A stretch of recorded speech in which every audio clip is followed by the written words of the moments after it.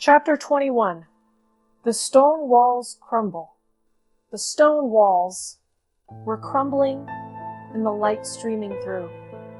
But only for Chan.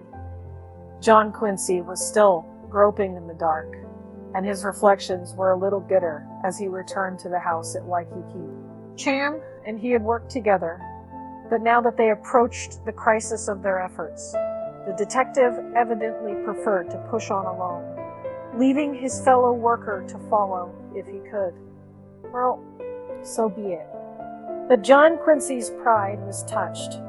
He had suddenly a keen desire to show Chan that he could not be left behind like that. If only he could, by some inspirational flash of deductive reasoning, arrive at the solution of the mystery simultaneously with the detective, for the honor of Boston and the Winterslips. Frowning deeply, he considered all the old discarded clues again. The people who had been under suspicion and then dropped. Egan, the Compton woman Braid, Cowella, Leatherby, Saladin, Cope. He even considered several the investigation had not touched. Presently, he came to Bowker. What did Bowker's reappearance mean? For the first time in 2 weeks, he thought of the little man with the fierce pompadour and the gold-rimmed eyeglasses. Bowker, with his sorrowful talk of vanished barns and lost ferns behind the bar. How was the steward on the President, Tyler, connected with the murder of Dan Winterslip? He had not done it himself, that was obvious, but in some way he was linked up with the crime. John Quincy spent a long and painful period seeking to join Bowker up with one or another of the suspects. It couldn't be done. All through that Tuesday evening, the boy puzzled, so silent and distrait that Miss Minerva finally gave him up and retired to her room with a book. He awoke on Wednesday morning with the problem no nearer solution. Barbara was due to arrive at 10 o'clock from Kauai, and taking the small car, John Quincy went downtown to meet her. Pausing at the bank to cash a check, he encountered his old shipmate on the President Tyler, the sprightly Madame Maynard. "I really shouldn't speak to you," she said. "You never come to see me." "I know," he answered, "but I've been so very busy." "So, I hear, running around with policemen and their victims. I have no doubt you'll go back to Boston and report we're all criminals and cutthroats out here." "Oh, hardly that." "Yes, you will? You're getting a very biased view of Honolulu." "Why not stoop to associate with a respectable person now and then? I'd enjoy it if they're all like you." "Like me? They're much more intelligent and charming than I am. Some of them are dropping in at my house tonight for an informal little party. A bit of a chat, and then a moonlight swim." "Won't you come too?" "I want to, of course," John Quincy replied. "But there is Cousin Dan." Her eyes flashed. "I'll say it, even if he was your relative. 10 minutes of mourning for Cousin Dan is ample." "I'll be looking for you." John Quincy laughed. "I'll come." "Do," she answered. "And bring your Aunt Minerva." "Tell her I said that she might as well be dead as hogtied by convention." John Quincy went out to the corner of Fort and King Streets, near which he had parked the car. As he was about to climb into it, he paused. A familiar figure was jauntily crossing the street. The figure of Bowker, the steward, and with him was Willie Chan, the demon backstoper of the Pacific. "Hello, Bowker," John Quincy called. Mr. Bowker came blithely to join in. "Well, well, well." "My old friend Mr. Winterslip." "Shake hands." with William Chan, the local Kai Cobb. Mr. Chan and I have met before, John Quincy told him. You know all the celebrities, eh? It's good. Well, we missed you on the President Tyler. Thalker was evidently quite sober. Just got in, I take it, John Quincy remarked. A few minutes ago. How about joining us? He came closer and lowered his voice. This intelligent young man tells me he knows a taxi. Stand out near the beach where one may obtain a superior brand of fusel oil with a very pretty label on the bottle. Sorry, John Quincy answered. My cousin's coming in shortly on an inter-island boat, and I'm elected to meet her. I'm sorry too, said the graduate of Dublin University. If my strength holds out, I'm aiming to stage quite a little party, and I'd like to have you in on it. Yes, a rather large affair in memory of Tim, and as a last long-luring farewell to the Seven Seas. What? Your paw? How it is. When I sail out of here tonight at 9 on the old P.T., I am through forever. You don't happen to know a good country newspaper that can be bought for, well, say 10 grand. This is rather sudden, isn't it? John Quincy inquired. This is southern country out here, sir. Well, we must roll along. Sorry you can't join us. If the going's not too rough, and I can find a nice smooth tabletop, I tend to turn down an empty glass. For poor old Tim. So long, sir, and happy days. He nodded to Willie Chan, and they went on down the street. John Quincy stood staring after them, a puzzled expression on his face.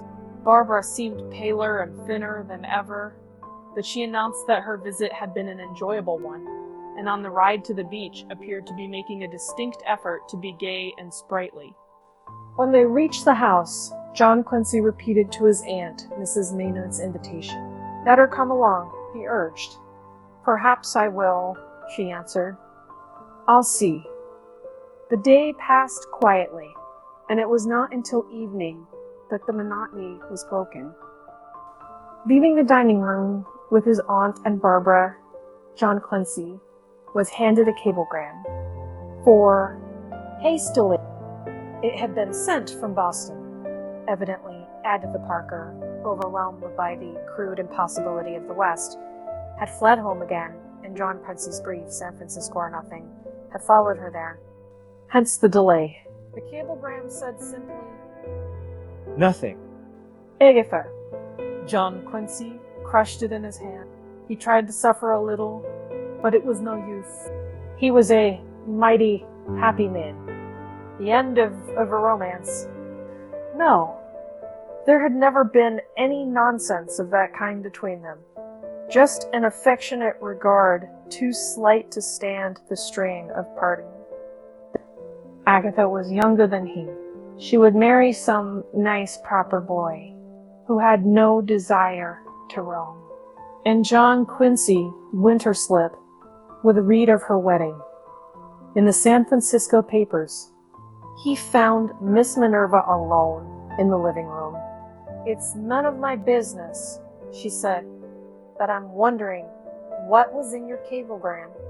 Nothing, he answered truthfully. All the same, you were very pleased to get it. He nodded. Yes. I imagine nobody was ever so happy over nothing before. Good heavens, she cried. Have you given up grammar too? I'm thinking of it. How about going down the beach with me? She shook her head. Someone is coming to look at the house. A leading lawyer, I believe he is.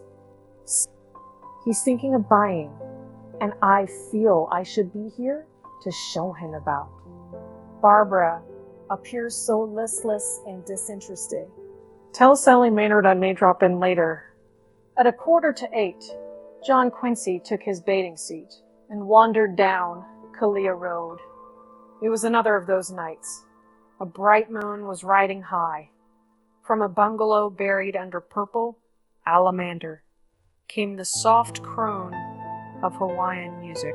Through the hedges of flaming hibiscus, he caught again the exquisite odors of this exotic island.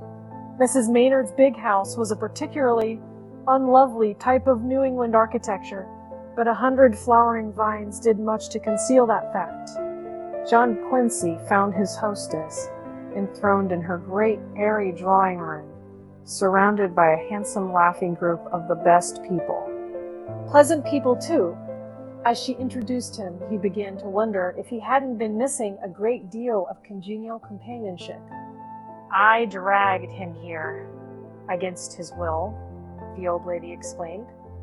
I felt I owed it to Hawaii, who's been associating with the riffraff long enough.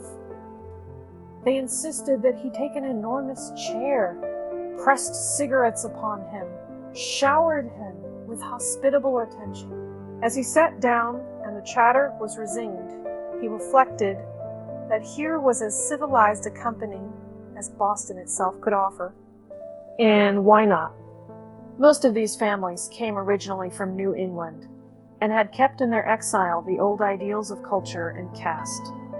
It might interest Beacon Street to know, Mrs. Maynard said, that long before the days of '49, the people of California were sending their children over here to be educated in the Mary schools, and importing their wheat from here, too.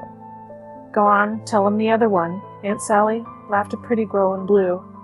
That about the first printing press in San Francisco being brought over from Honolulu. Madame Maynard shrugged her shoulders. Oh, what's the use? We're so far away. New England will never get us straight. John Quincy looked up to see Carlotta Egan in the doorway. A moment later, Lieutenant Booth of Richmond appeared at her side. It occurred to the young man from Boston that the fleet was rather overdoing its stop at Honolulu. Mrs. Maynard rose to greet the girl. Come in, my dear. You know most of these people. She turned to the others. This is Miss Eden, a neighbor of mine on the beach. It was amusing to note that most of these people knew Carlotta, too. John Quincy smiled. The British Admiralty and the soap business. It must have been rather an ordeal for the girl, but she saw it through with a sweet graciousness that led John Quincy to reflect that she would be at home in England, if she went there. Carlotta sat down on a sofa, and while Lieutenant Booth was busily arranging a cushion at her back, John Quincy dropped down beside her. The sofa was, fortunately, too small for three. I rather expected to see you, he said in a low voice. I was brought here to meet the best people of Honolulu. In the way I see it, you're the best of all. She smiled at him, and again the chatter of small talk filled the room. Presently, the voice of a tall young man with glasses rose above the general hubbub. They got a cable from Joe Clark out at the country club this afternoon, he announced. The din ceased, and everyone listened with interest. Clark's our professional, explained the young man to John Quincy. He went over a month ago to play in the British Open. Did he win? Asked the girl in blue. It was put out by Hagen. In the semifinals, the young man said. But he had the distinction of driving the longest ball ever seen on the St. Andrews course. Why shouldn't he? Asked an older man. He's got the strongest wrists I ever saw. On anybody? John Quincy sat up, suddenly interested. How do you account for that? He asked. The older man smiled.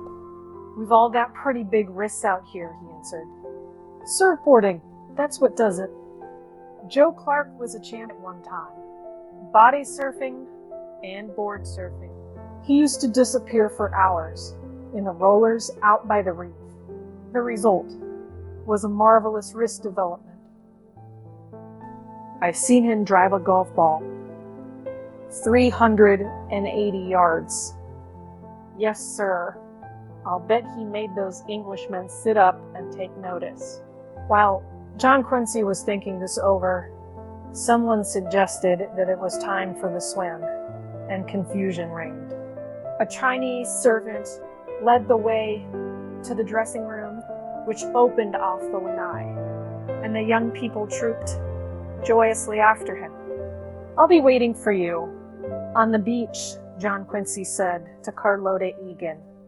I came with Johnny, you know, she reminded him. I know all about it, he answered. But it was the weekend you promised. People who try to stretch their weekend through the following Wednesday night deserve all they get.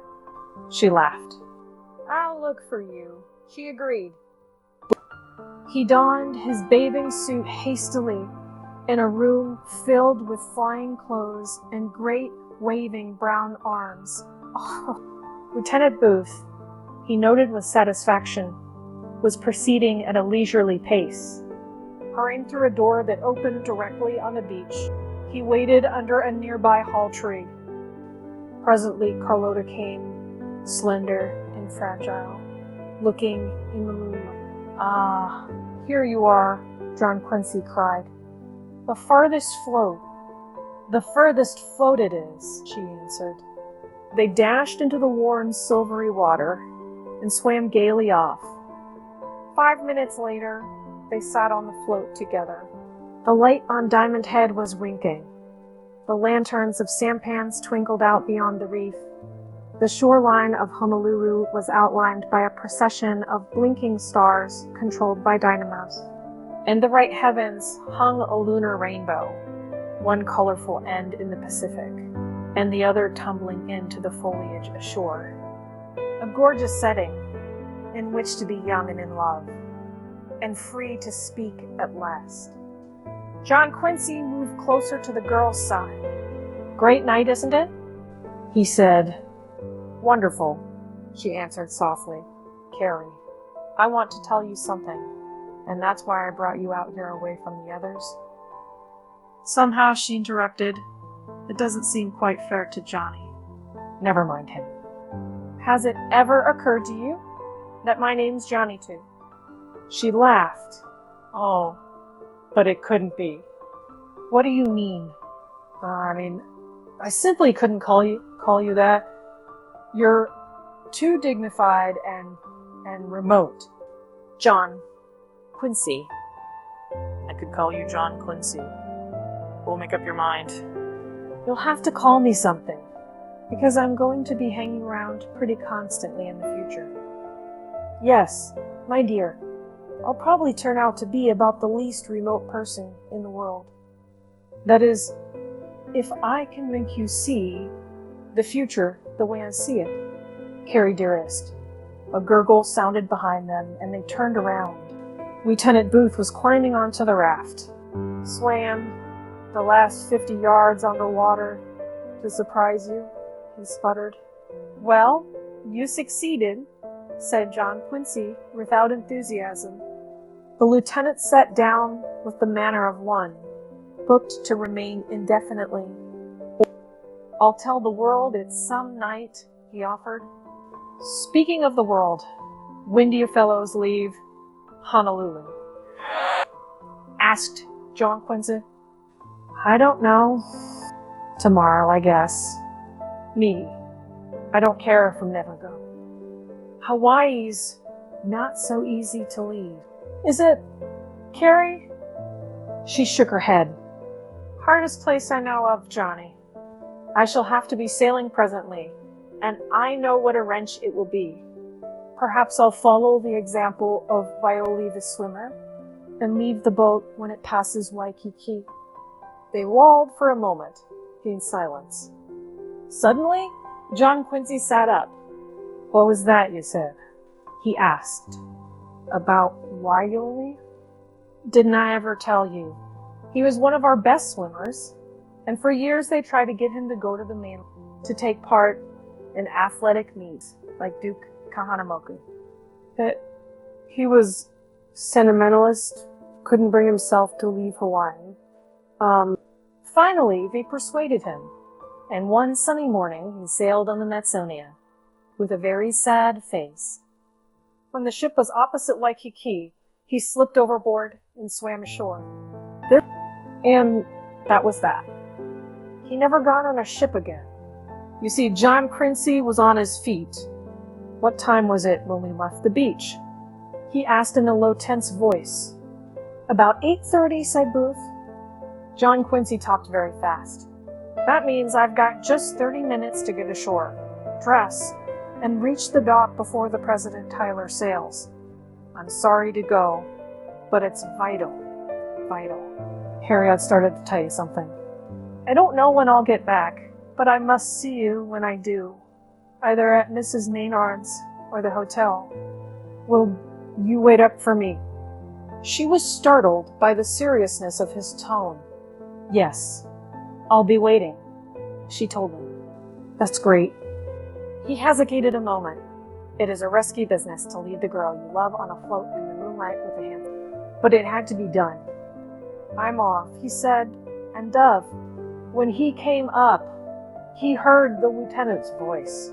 Say, old man, that dive was all wrong. You let me show you. Go to the devil, muttered John Quincy wetly, and swam with long, powerful strokes toward the shore. Now with haste, he plunged into the dressing room, donned his clothes, then dashed out again. No time for apologies, his hostess. He ran along the beach to the Winterslip house. Haku was dozing in the hall. Wiki, shouted John Quincy. Tell the chauffeur to get the roadster into the drive and start the engine. Travel. Where's Miss Barbara? Last seen on beach, began the startled Haku. On the bench under the haw tree, he found Barbara sitting alone. He stood panting before her. My dear, he said, I know at last who killed your father. She was on her feet. You do? Yes. Shall I tell you? No, she said. No, I can't bear to hear. It's too horrible. Then you've suspected? Yes, just suspicion. A feeling. Intuition. I couldn't believe it. I didn't want to believe it. I went away to get it out of my mind. It's all too terrible. He put his hand on her shoulder. Poor Barbara. Don't you worry. You won't appear in this in any way. I'll keep you out of it. What has happened? Can't stop now. Tell you later. He ran toward the drive. Miss Minerva appeared from the house. Haven't time to talk, he cried, leaping into the roadster. But John Quincy, a curious thing has happened. That lawyer who was here to look at the house, he said that Dan, just a week before he died, spoke to him about a new will. That's good. That's evidence. John Quincy cried. But why a new will? Surely Barbara was all he had. Listen to me. Cut in, John Quincy. You delayed me already. Get the big car and go to the station. Tell that to Howard. Tell him, too, that I'm on the President Tyler and to send Chan there at once. He stepped on the gas. By the clock in the automobile, he had just 17 minutes to reach the dock before the President Tyler would sail. He shot like a madman through the brilliant Hawaiian night. Kalakaua Avenue, smooth and deserted, proved a glorious. It took him just 8 minutes to travel the 3 miles to the dock. A bit of traffic and an angry policeman in the center of the city caused the delay. A scattering of people and the dim pier shed waited for the imminent sailing of the liner. John Quincy dashed through them and up the gangplank. The second officer, Hepworth, stood at the top. Hello, Mr. Winterslip, he said. You sailing? No, but let me aboard. I'm sorry. We're about to draw in the plank.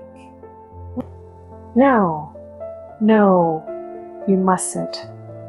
This is life and death. Hold off just a few minutes. There's a steward named Bowker. I must find him at once.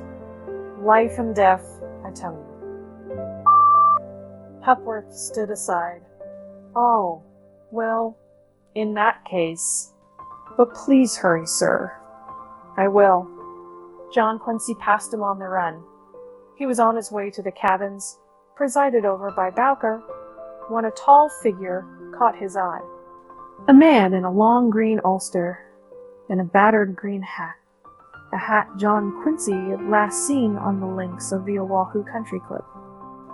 The tall figure moved on up a stairway to the topmost deck. John Quincy followed. He saw the ulster disappear into one of the deluxe cabins. Still, he followed and pushed open the cabin door. The man in the ulster was back too, but he swung round suddenly. Ah, Mr. Jennison, John Quincy cried. Were you thinking of sailing on this boat? For an instant, Jennison stared at him. I was, he said quietly. Forget it, John Quincy answered. You're going ashore with me. Really? What is your authority? No authority whatever, said the boy grimly. I'm taking you, that's all. Jennison smiled, but there was a gleam of hate behind it. And in John Quincy's heart, usually so gentle and civilized, there was hate too, as he faced this man. He thought of Dan Winterslip, dead on his cot. He thought of Jennison walking down the gangplank with them that morning they landed. Jennison putting his arm about poor Barbara when she faltered under the blow. He thought of the shots fired at him from the bush, of the red-haired man battering him in that red room. Well, he must fight again. No way out of it. The siren of the President Tyler sounded a sharp warning. You get out of here, said Jennison through his teeth. I'll go with you to the gangplank. He stopped, as the disadvantages of that plan came home to him. His right hand went swiftly to his pocket. Inspired, John Quincy seized the filled water bottle and hurled it at the man's head. Jennison dodged. The bottle crashed through one of the windows. The clatter of glass rang through the night, but no one appeared. John Quincy saw Jennison leap toward him, something gleaming in his hand. Stepping aside, he threw himself on the man's back and forced him to his knees. He seized the wrist of Jennison's right hand, which held the automatic, in a firm grip. They kept that posture for a moment, and then Jennison began slowly to rise to his feet. The hand that held the pistol began to tear away. John Quincy shut his teeth and sought to maintain his grip. But he was up against a more powerful antagonist than the red-haired sailor. He was outclassed, and the realization of it crept over him with a sickening force. Jennison was on his feet now, the right hand, though free. Another moment. What then? John Quincy wondered. This man had no intention of letting him go ashore. He had changed that plan the moment he put it into words. A muffled shot, and later in the night, where the ship was well out on the Pacific, John Quincy thought of Boston, his mother. He thought of Carlotta waiting his retreat.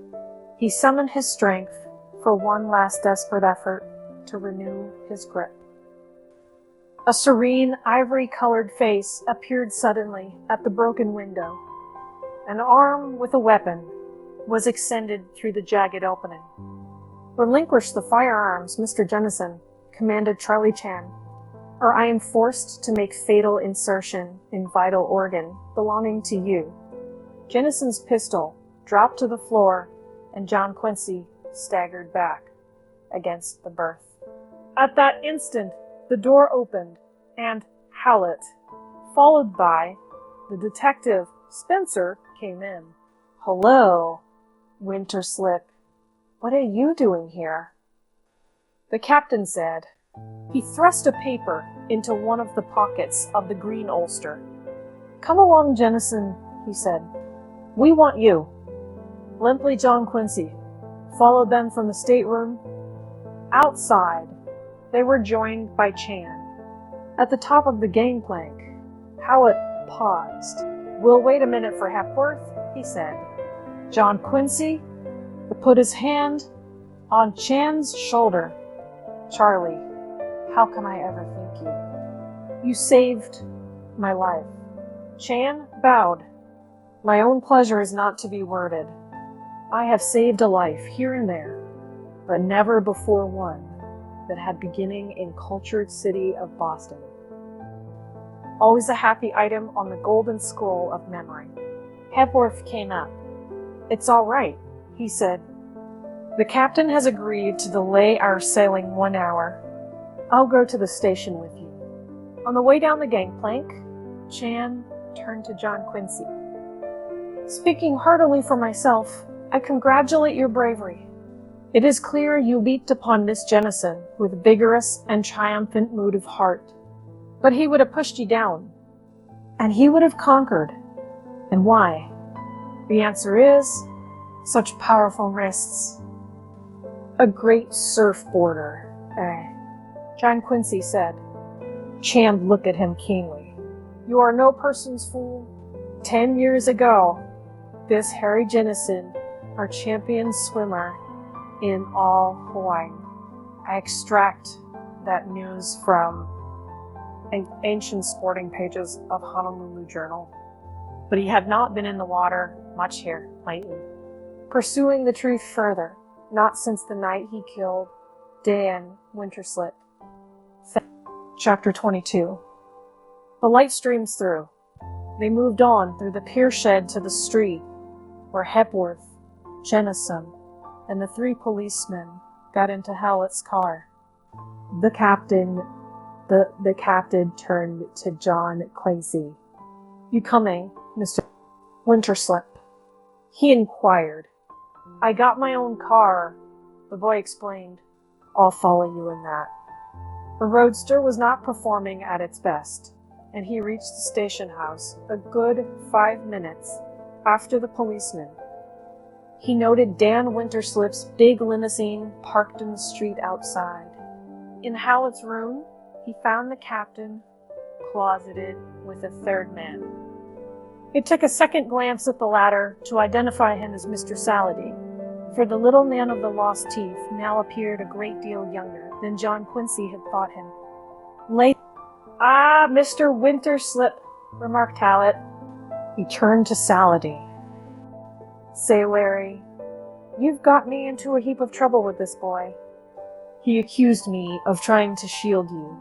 I wish you'd loosen up for him." Saladin smiled. "Why, I don't mind. My job out here is about finished. Of course Mr. Winterslip will keep what I tell him under his hat." "Naturally," replied John Quincy. He noticed that the man spoke with no traceable lisp.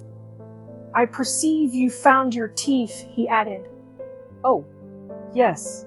I found them in my trunk, where I put them the day I arrived at Waikiki," answered Saladin. "When my teeth were knocked out 20 years ago in a football game, I was brokenhearted, but the loss has been a great help to me in my work. A man hunting his birch work in the water is a figure of ridicule and mirth. No one ever thinks of connecting him with serious affairs. He can prowl about a beach to his heart's content. Mr. Winterslip, I am a special agent of the Treasury Department sent out here to break up the opium ring. My name, of course, is not Saladin." "Oh," said John Quincy. "I understand at last." "I'm glad you do," remarked Howlett. "I don't know whether you're familiar with the way our opium smugglers work. The dope is brought in from the Orient on tramp steamers, the _Mary S. Allison _, for example. Then they arrive off Waikiki, They knock together a few small rafts and load them with tins of the stuff. A fleet of little boats, supposedly out there for the fishing, pick up these rafts and bring the dope ashore. It's taken downtown and hidden on ships bound for Frisco, usually those that ply only between here and the mainland, because they're not so closely watched at the other end. But it just happened that the quartermaster of the President Tyler is one of their go-betweens. We searched his cabin this evening and found it packed with this stuff. The quartermaster of the President Tyler, repeated John Quincy. That's Dick Koala's friend. Yeah, I'm coming to Dick. He's been in charge of the pickup Frink here. He was out on that business the night of the murder. Saladin saw him and told me all about it in that note, which was my reason for letting the boy go. I owe you an apology, John Quincy said. Oh, that's all right. Hallett was in great good humor. Larry here has got some of the higher-ups too. For instance, he's discovered that Jennison is the lawyer for the ring, defending any of them who are caught and brought before the commissioner. The fact has no bearing on Dan Winterslip's murder, unless Winter knew about it. And that was one of the reasons he didn't want Jennison to marry his go. Saladin stood up. I'll turn the quartermaster over to you, he said. In view of this other charge, you can, of course, have Jennison too. That's all for me. I'll go along. See you tomorrow, Larry, Hallett answered. Saladin went out, and the captain turned to John Quincy. Well, my boy, this is our big night. I don't know what you were doing in Jennison's cabin, but if you'd picked him for the murderer, I'll say you're good. That's just what I done, John Quincy told him. By the way, have you seen my aunt? She's got a hold of a rather interesting bit of information. I've seen her, Hallett said. Now, like he is coming to his friend. She stopped this book, doesn't coming to his book. She says that is something that was not tremendously. By the way, Green's waiting for us. Come along. They went into the prosecutor's office. Green was alert and eager. A stenographer was at his elbow, and Miss Minerva sat near his desk. Hello, Mr. Winterslip, he said. What do you think of our police force now? Pretty good. Well, pretty good. Sit down, won't you? He glanced through some papers on his desk, while John Quincy, Hallett, and Chan found chairs. I don't mind telling you, this thing has knocked me all in a heap. Harry Jennison and I are old friends. I had lunch with him at the club only yesterday. I'm going to proceed a little differently than I would with an ordinary criminal. John Quincy half rose from his chair. Don't get excited, Green smiled. Jennison will get all that's coming to him, friendship or no friendship. What I mean is that if I can save the territory the expense of a long trial by driving the confession out of him at once, I intend to do it. He's coming in here in a moment, and I propose to reveal my whole hand to him from start to finish. That may seem foolish, but it isn't. For I hold aces, all aces, and he'll know it as quickly as anyone. The door opened. Spencer ushered Jennison into the room, and then withdrew. The accused man stood there, proud, haughty, defiant, a Viking of the tropics, a blonde giant at bay, but unafraid. Hello, Jennison, Green said. I'm mighty sorry about this. You ought to be, Jennison replied. You're making an awful fool of yourself. What is this damned nonsense, anyhow? Sit down, said the prosecutor sharply. He indicated a chair on the opposite side of the desk.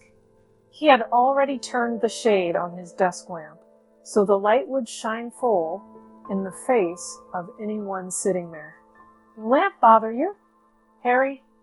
he asked. "Why should it?" Jennison demanded. "Good," smiled Green. "I believe Captain Howett served you with a warrant on the boat. Have you looked at it by any chance?" "I have." The prosecutor leaned across the desk. "Murder Jennison." Jennison's expression did not change. "Damned nonsense, as I told you. Why should I murder anyone?" The motive," Green replied. "You're quite right. We should begin with that. Do you wish to be represented here by counsel?" Jennison shook his head. "I guess I'm lawyer enough to puncture this silly business," he replied. "Very well." Green turned to his stenographer. "Get this." The man nodded, and the prosecutor addressed Miss Minerva. "Miss Winterslip, we'll start with you." Miss Minerva leaned forward. "Mr. Dan Winterslip's house on the beach has, as I told you, been offered for sale by his daughter. After dinner this evening, a gentleman came to look at it, a prominent lawyer named Haley. As we went over the house, Mr. Haley mentioned that he had met Dan Winterslip on the street a week before his death, and that my cousin had spoken to him about coming in shortly to draw up a new will. He did not say what the provisions of the will were to be, nor did he ever carry out his intention." "Ah, yes," said Green. "But Mr. Jennison here was your cousin's lawyer." "He was.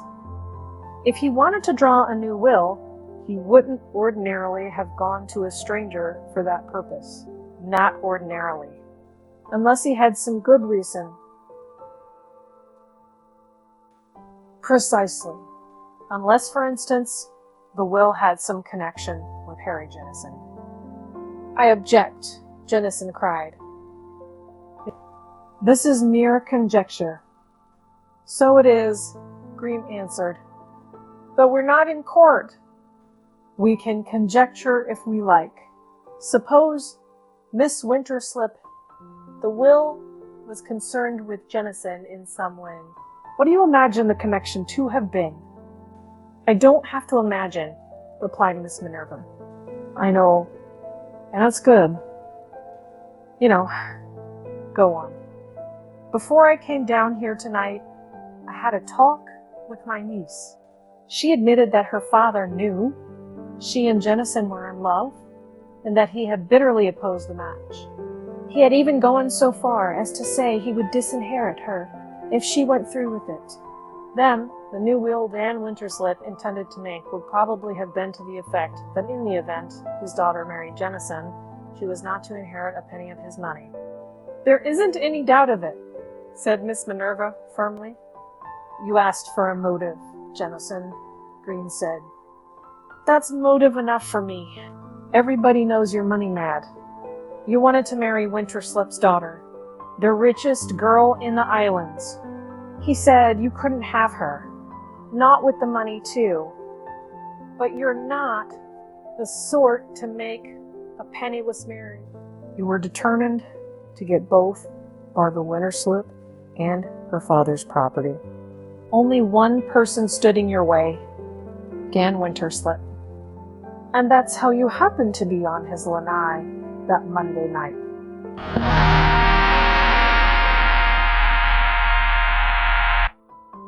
Wait a minute, Jennison protested.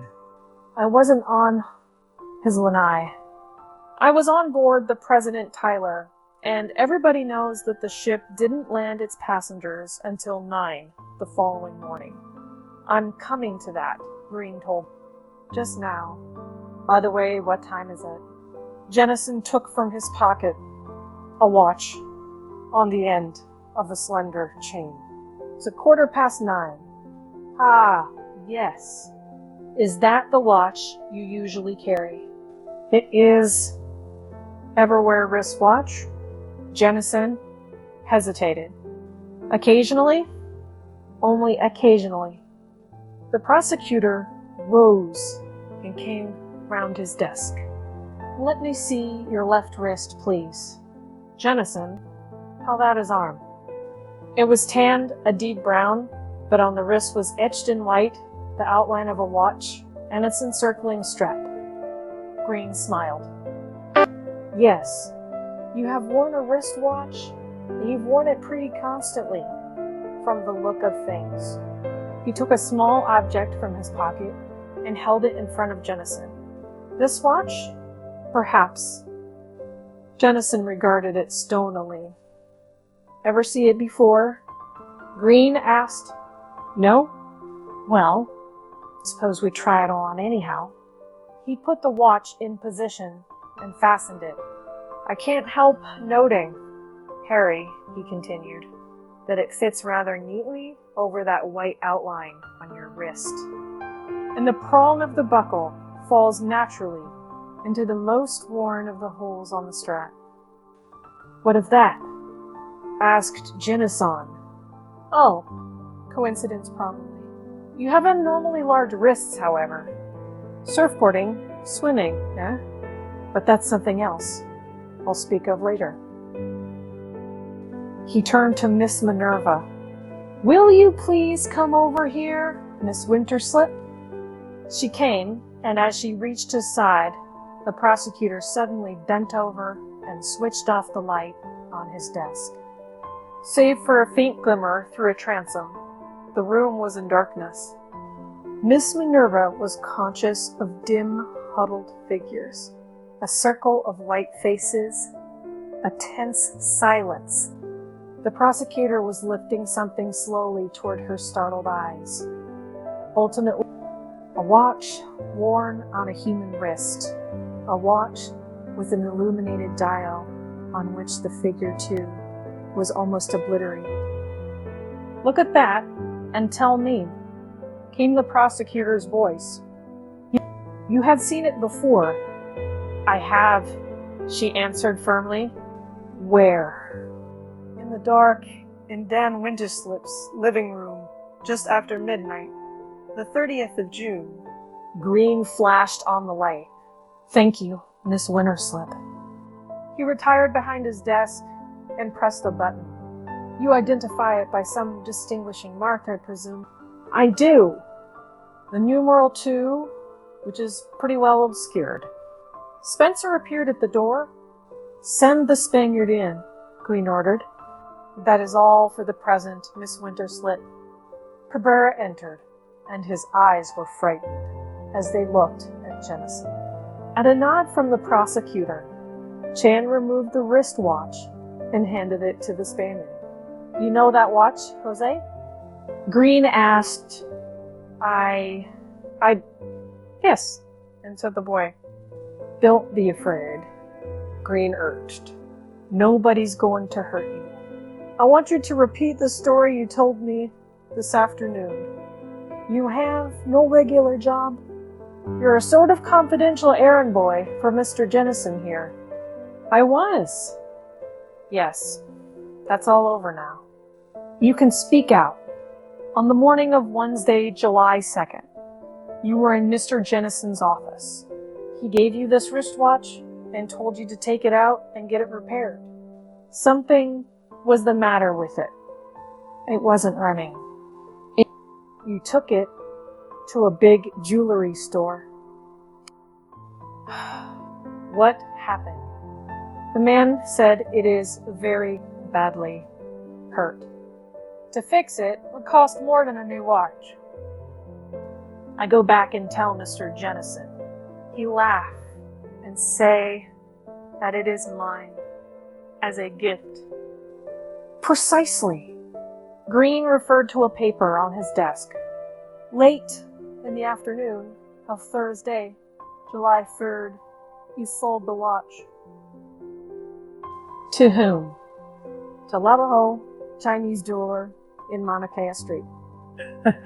On Saturday evening, maybe 6 o'clock, Mr. Jennison. Telephone my home. Much excited. Must have watched again. And will pay any price. I speed to Lao Ho's store. Watches sold once more, now to unknown Japanese. Late at night, I see Mr. Jennison, and he cursed me with anger. Get the watch, he says. I have been hunting, but I could not find it. Green turned to Jennison. You are a little careless with that watch, Harry, but no doubt you figured you were pretty safe. You had your alibi. Then, too, when Holland detailed the clues to you on Winterslip's lanai the morning after the crime, he forgot to mention that someone had seen the watch. It was one of those happy accidents that are all we have to count on in this. But Saturday night, you realized your danger. Just how you discovered it, I don't know. I do, John Quincy interrupted. What? What's that? Said Green. On Saturday afternoon, John Quincy told him, I played golf with Mr. Jennison. On our way back to town, we talked over the clues in this case, and I happened to mention the wristwatch. I can see now it was the first he had heard of it. He was to dine with us at the beach, but he asked to be put down at his office to sign a few letters. I waited below. It must have been then that he called up this young man in an effort to locate the watch. Great stuff, said Green enthusiastically. That finishes the watch, Jennison. I'm surprised you wore it, but you probably knew that it would be vital to you to keep track of the time. And you figured, rightly, that it would not be immediately affected by the salt water. What the devil are you talking about? Amanda Jennison. Again, Green pressed a button on his desk. Spencer appeared at once. Take this Spaniard, the prosecutor directed, and bring in Hepworth and the quartermaster. He turned again to Jennison. I'll show you what I'm talking about in just a minute. On the night of June 30th, you were a passenger on the Dash President Tyler, which was lying by until dawn out near the channel entrance. I was. No passengers were landed from that ship until the following morning. That's a matter of record. Very well. The second officer of the President Tyler came in, followed by a big hulking sailorman, John Quincy, recognized as the quartermaster of that vessel. He was interested to note a ring on the man's right hand, and his mind went back to that encounter in the San Francisco attic. Mr. Hepworth, the prosecutor, began. On the night of June 30th, your ship reached this port too late to dock. You anchored off Waikiki. On such an occasion, who is on deck? Say, from midnight on. The second officer, Hepworth told him. In this case, myself. Also, the quartermaster. The accommodation ladder is let down the night before. Usually, yes. It was let down that night. Who is stationed near it? The quartermaster.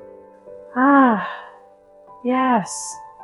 You were in charge then on the night of June 30th. Did you notice anything unusual on that occasion? Hepworth nodded. I did. The quartermaster appeared to be under the influence of liquor. At 3 o'clock, I found him dozing near the accommodation ladder. I roused him. When I came back from checking up the anchor bearings before turning in at dawn, about 4:30, he was dead to the world. I put him in his cabin, and the following morning, I of course reported him. You noticed nothing else out of the ordinary? Nothing, sir, Hepworth replied. Thank you very much. Now, you agree, and you turn to the quartermaster. You were drunk on duty the night of June 30th. Where did you get the booze? The man hesitated. Before you say anything, let me give you a bit of advice. The truth, my man. You're in pretty bad already. I'm not making any promises, but if you talk straight here, it may help you in that other matter. If you lie, it will go that much harder with you. I ain't going to lie, promised the quartermaster. All right. Where did you get your liquor? The man nodded toward Jennison. He gave it to me. He did, eh? Tell me all about it. I met him on deck just after midnight. We were still moving. I knew him before, him and me. Amy opium vein, both of you. I understand that. You met him on deck. I did. And he says, "You're on watch tonight." And I says, "I am." So he slips me a little bottle and says, "This will help you pass the time." I ain't a drinking man, so help me, I ain't. And I took just a nip. There was something in that whiskey, I'll swear to. My head was all funny, like, unquote, the next I knew, I was waked up in my cabin with the bad news I was wanted above. What became of that bottle? Dropped it overboard on my way to see the captain. I didn't want nobody to find it. Did you see anything the night of June 30th? Anything peculiar? I seen plenty, sir, but it was that drink. Nothing you would want to hear about. All right. The prosecutor turned to Jennison. Well, Harry, you drugged him, didn't you? Why? Because you were going ashore, eh?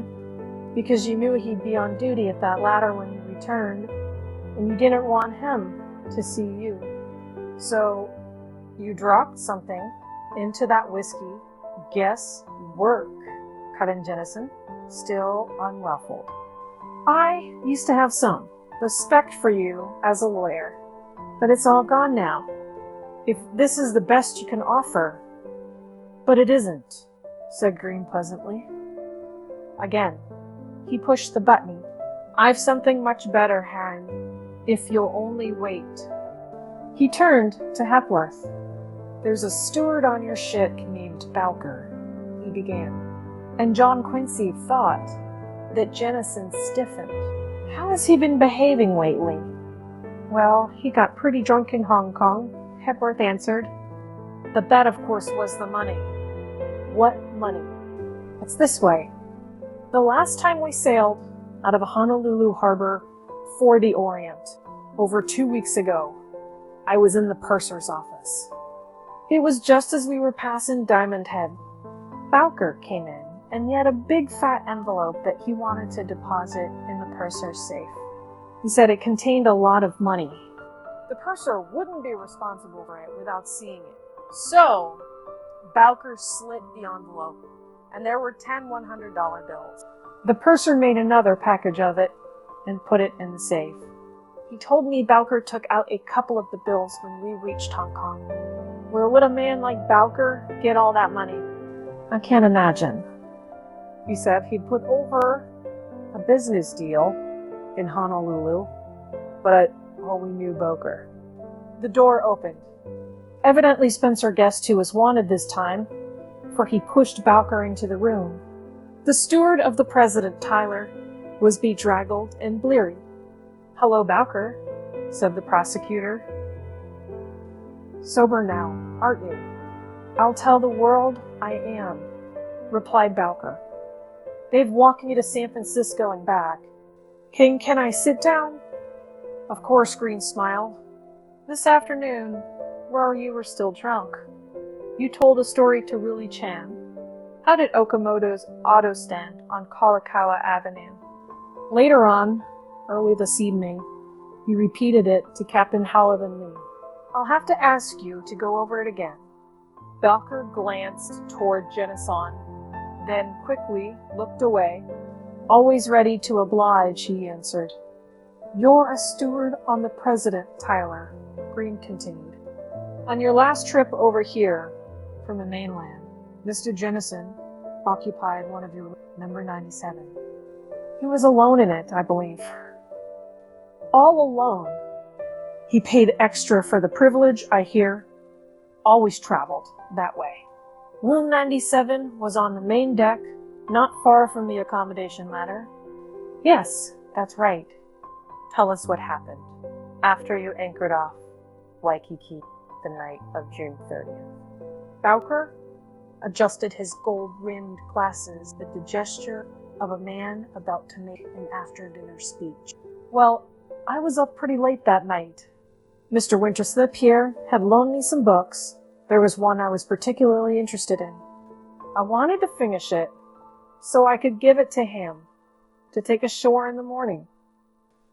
It was nearly 2 o'clock when I finally got through it, and I was feeling stuffy, so I went on deck for a breath of air. You stopped not far from the accommodation ladder. Yes, sir. I did. Did you notice the quartermaster? Yes. He was sound asleep in a deck chair. I went over and leaned on the rail. The ladder was just beneath me.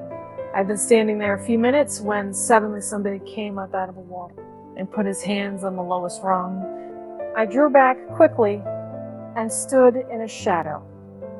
Well, pretty soon this man comes creeping up the ladder to the deck. Well, he was barefooted and all in black pants and shirt. I watched him. He went over and bent above the quartermaster, then started towards me down the deck. He was walking on tiptoe, but even then, I didn't get wise to the fact anything was wrong. I stepped out of the shadow. Fine night for a swim, Mr. Jennison, I said, and I saw at once that I'd made a social error. He gave one jump in my direction, and his hands closed on my throat. I thought my time had come. He was wet, wasn't he? Green asked, dripping. He left a trail of water on the deck. Did you notice a watch on his wrist? Yes, but you can bet I didn't make any study of it. I had other things to think about just then. I managed to sort of ooze out of his grip, and I told him to cut it out or I'd yell. Look here, he says, you and I can talk business, I guess. Come into my cabin. But I wasn't wanting any tete-a-tete with him in any cabin. I said I'd see him in the morning, and after I'd promised to say nothing to anybody, he let me go. I went to bed pretty much puzzled. The next morning, when I went into his cabin, there he was, all fresh and rosy and smiling. If I'd had so much as a whiff of booze the night before, I'd have thought I never saw what I did. I went in there thinking I might get $100 out of the affair, but the minute he spoke, I began to smell important money. He said no one must know about his swim the night before. How much did I want? Well, I held my breath and said $10,000. And I nearly dropped dead when he answered I could have it. Bowker turned to John Quincy. I don't know what you'll think of me. I don't know what Ting would think. I'm not a crook by nature. But I was fed up and choking over that steward job. I wanted a little newspaper of my own. And up to that minute, I couldn't see myself getting it. And you must remember that I didn't know then what was in the air. Murder. Later, when I did find out, I was scared to breathe. I didn't know what they could do to me. He turned to green. That's all fixed, he said. I've promised you immunity, the prosecutor answered. I'll keep my word. Go on. You agreed to accept the $10,000? I did. I went to his office at 12. One of the conditions was that I could stay on the President Tyler until she got back to San Francisco. And after that, I was never to show my face out this way. It suited me. Mr. Jennison introduced me to this Cabrera, who was to chaperone me the rest of that day. I'll say he did. When I went aboard the ship, he handed me $1,000 in an envelope. When I came back this time, I was to spend the day with Cabrera and get the other $9 grand when I sailed. This morning when we tied up, I saw the Spaniard on the dock, but by the time I landed, he had disappeared. I met this Relly Chan, and we had a large day. This fusel oil they sell out here, loosened my tongue, but I'm not sorry. Of course, the rosy dream is faded, and it's my flat feet on the deck from now to the end of time. But the shore isn't so much anymore. With with all the bar rooms under cover, and this sea life keeps a man out on the open air. As I say, I'm not sorry I talked. I can look any man in the eye again and tell him to go to... He glanced at Miss Minerva. Madam, I will not name the precise locality. Green stood. Well, Jennison, there's my case. I've ticked it all off to you, but I wanted you to see for yourself how airtight it is. There are two courses open to you. You can let this go to trial with a plea of not guilty. A long, humiliating ordeal for you. Or you can confess here and now and throw yourself on the mercy of the court. If you're the sensible man I think you are, that's what you'll do. Jennison did not answer, did not even look at the prosecutor. It was a very neat idea, Green went on. I'll grant you that. Only one thing puzzles me. Did it come as the inspiration of the moment, or did you plan it all out in advance? You've been over to the mainland rather often. Of late, were you waiting your chance? Anyhow, it came, didn't it? It came at last. And for a swimmer like you, child's play. You didn't need that ladder when you left the vessel. Perhaps you went overboard while the underscore president, Tyler, was still moving. A quick silent dive, a little way underwater, in case anyone was watching from the deck, and then a long but easy swim ashore. And there you were, on the beach at Waikiki. Not far away, Dan Winterslip was asleep on his lanai, if not so much as a locked door between you. Dan Winterslip, who stood between you and what you wanted. The little struggle, a quick thrust of your knife. Come on, Jennison, don't be a fool. It's the best way out for you now. A full confession. Jennison leaped to his feet, his eyes flashing. And I'll see you in hell first, he cried. Very well, if you feel that way about it. Green turned his back upon him and began a low-toned conversation with Howard. Jennison and Charlie Chan were together on one side of the desk. Chan took out a pencil and accidentally dropped it on the floor. He stooped to pick it up. John Quincy saw that the butt of a pistol carried in Chan's hip pocket protruded from under his coat. He saw Jennison spring forward and snatch the gun. With a cry, John Quincy moved nearer, but Green seized his arm and held him. Charlie Chan seemed unaccountably oblivious to what was going on. Jennison put the muzzle of the pistol to his forehead and pulled the trigger. A sharp click, and that was all. The pistol fell from his hand. That's it, cried Green triumphantly. That's my confession, and not a word spoken. Of witnesses, Jennison, they all saw you. You couldn't stand the disgrace. A man in your position, you tried to kill yourself with an empty gun. Went over and patted Chan on the shoulder.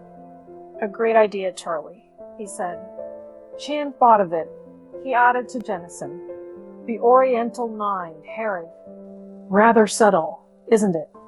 But Jennison had dropped back into his chair and buried his face in his hands. I'm sorry, said Green gently, but we've got you. Maybe you'll talk now. Jennison looked up slowly. The defiance was gone from his face. It was lined and old. Maybe I will, he said hoarsely. Chapter 23. Without inserted and they filed out, leaving Jennison with Green and the stenographer. In the anteroom, Chan approached John Quincy. You go home decked in the shining garments of success, he said. One thought are tantalizing me. At simultaneous moment, you arrive at same conclusion. We do. To reach there, you must have left across considerable cavity. John Quincy laughed. I'll say I did. It came to me, Tonight. First, someone mentioned a golf professional with big wrists who drove a long ball. I had a quick flash of Jennison on the links here and his terrific drives. Big wrists, they told me, meant that a man was proficient in the water. Then, someone else, a young woman, spoke of a champion swimmer who left a ship off Waikiki. That was the first time the idea of such a thing had occurred to me. I was pretty warm then, and I felt Bowker was the man who could verify my suspicion. When I rushed aboard the President Tyler to find him, I saw Jennison about to sail, and that confirmed my theory. I went after him. A brave performance, commented Chan. But as you can see, Charlie, I didn't have an iota of real evidence. Just guesswork. You were the one who furnished the proof. Proof are essential in this business, Chan replied. I'm tantalized too, Charlie. I remember you in the library. You were on the track long before I was. How come? Chan grinned. I wondered if you wanted to do with a lot, which was a big spirit, but what to be your nervous, and if it was a big promise. So a lot of your district, a look, a laugh, a gesture, something go click. Boker enters and hovering above says with alcoholic accent, I'm my own master, ain't I? In my mind, the click. He is not own master. I follow to dock. Behold when Spaniard present envelope. But for days, I am fogged. I can only learn Cabrera and Jennison are very close. Clues continue to burst in our countenance. The occasion remains suspensive. Then at the library, I read of Jennison, the fine swimmer. After that, the watch, in triumph. Miss Minerva moved on toward the door. May I have great honor to accompany you to car? As Chan. Outside, John Quincy directed the chauffeur to return alone to Waikiki with the limousine. You're riding out with me, he told his aunt. I want to talk with you. She turned to Charlie Chan. I congratulate you. You've got brains, and they count. He bowed low. From you, that compliment glows rosy red. At this moment of parting, my heart droops. My final wish, the snowy chilling days of winter and the scorching windless days of summer, may they all be the springtime for you. You're very kind, she said softly. John Quincy took its hand. It's been great fun knowing you, Charlie, he remarked. We will go again to the mainland, Ken said. The angry ocean rolling between us. Still, I shall carry the memory of your friendship, like a flower in my heart. John Quincy climbed into the car. And the parting may not be eternal. Chen added cheerfully, the joy of travel may yet be mine. I shall look forward to the day when I may call upon you in your home and shake a healthy hand. John Quincy started the car and slipping away. They left Charlie Chan standing like a grater on the curtain. Poor Barbara, said Miss Minerva presently. I dread to face her with this news. But then, it's not altogether news at that. She told me she'd been conscious of something wrong between her and Jennison ever since they landed. She didn't think he killed her father, but she believed she was involved in it somehow. She's planning to settle with Braid tomorrow and leave the next day, probably forever. I've persuaded her to come to Boston for a long visit. You'll see her there. John Quincy shook his head. No, I shan't. But thanks for reminding me. I must go to the cable office at once. When he emerged from the office and again entered the car, he was smiling happily. In San Francisco, he explained, Roger accused me of being a Puritan survival. He ran over a little list of adventures he said had never happened to him. Well, most of them have happened now, and I cabled to tell him so. I also said I'd take that chop with him. Miss Minerva frowned. Think it over carefully, she warned. San Francisco isn't Boston. The cultural standard is, I fancy, much lower. You'll be lonely there. Oh, no, I shan't. Someone will be there with me. At least, I hope she will. Agatha? No, not Agatha. The cultural standard was too low for her. She's broken our engagement. Barbara, then. Not Barbara either. But I have sometimes thought you thought Barbara sent Jennison packing because of me. Jennison thought so too. It's all clear now. That was why he tried to frighten me into leaving Honolulu and set his opium-running friends on me when I wouldn't go. But Barbara is not in love with me. We understand now why she broke her engagement. Neither Agatha nor Barbara, repeated Miss Minerva. Then who? You haven't met her yet, but that happy privilege will be yours before you sleep. The sweetest girl in the islands or in the world, the daughter of Jim Egan, whom you have been heard to refer to as a glorified beachcomber. Again, Miss Minerva frowned. It's a great risk, John Quincy. She hasn't just our background. No, and that's a pleasant change. She's the niece of your old friend. You knew that? I did, answered Miss Minerva softly. Your dear friend of the 80s. What was it you said to me? If your chance ever comes, I hope you will be very happy, his aunt said. When you write it to your mother, be sure and mention Captain Cope of the British Admiralty. Poor Grace. That will be all she'll have to cling to after the wreck. What wreck? The wreck of all her hopes for you. Nonsense. Mother will understand. She knows I'm a roaming Winterslip, and when we roam, they found Madame Maynard seated in her living room with a few of her more elderly guests. From the beach came the sound of youthful revelry. Well, my boy, the old woman cried, it appears you couldn't stay away from your policeman friends one single evening after all. I give you up. John Quincy laughed. I'm Pa now. By the way, Carlotta Egan, is she? They're all out there somewhere, the hostess said. They came in for a bit of supper. By the way, there are sandwiches in the dining room. And not just now, said John Quincy. Thank you so much. I'll see you again, of course. He dashed out on the sand. A group of young people under the haw tree informed him that Carlotta Egan was on the farthest float, alone.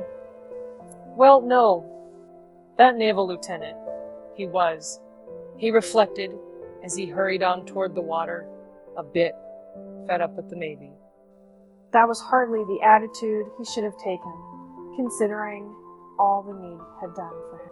But it was human, and John Quincy was human at last. For an instant, he stood at the water's edge. His bathing suit was in the dressing room, but he never gave it a thought. He kicked off his shoes, tossed aside his coat, and plunged into the breakers. The blood of the wandering Winterslips was racing through his veins, hot blood that tropical waters had ever been powerless to cool.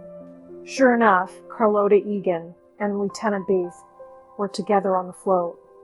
John Quincy climbed up beside them. Well, I'm back, he announced. I'll tell the world you're back, said the lieutenant. And all wet, too. They sat there, across 1,000 miles of warm water, The trade winds came to fan their cheeks. Just above the horizon hung the Southern Cross. The island lights trembled along the shore. The yellow eye on Diamond Head was winking. A gorgeous setting. Only one thing was wrong with it. It seemed rather crowded. John Quincy had an inspiration. Just as I hit the water, he remarked, "I thought I heard you say something about my dive. Didn't you like it?" "It was rotten," replied the lieutenant amiably. "You offered to show me what was wrong with it, I believe?" "Sure, if you want me to." "By all means," said John Quincy. "Learn one thing every day." That's my motto. Lieutenant Booth went to the end of the springboard. In the first place, always keep your ankles close together, like this. "I've got you," answered John Quincy. "And hold your arms tight against your ears. The tighter the better, as far as I'm concerned. Then double up like a jackknife," said the instructor. He doubled up like a jackknife and rose into the air. At the same instant, John Quincy seized the girl's hands. "Listen to me. I can't wait another second. I want to tell you that..." "You're mad," she cried. "Not about you. Ever since that day on the ferry. But your people?" "What about my people?" "It's just you and I. We'll live in San Francisco. That is, if you love me, well, in heaven's name, be quick. That human submarine is floating around here under us." "You love me, don't you? You'll marry me?" "Yes." He took her in his arms and kissed her. Only the wandering Winterslips could kiss like that. The stay-at-homes had always secretly begrudged them the accomplishment. The girl broke away at last, breathless. "Johnny," she cried. A sputter. The side bin, and Lieutenant Booth climbed onto the float, moist and panting. "Was that?" He gurgled. "She was speaking to me," cried John Quincy triumphantly. The end.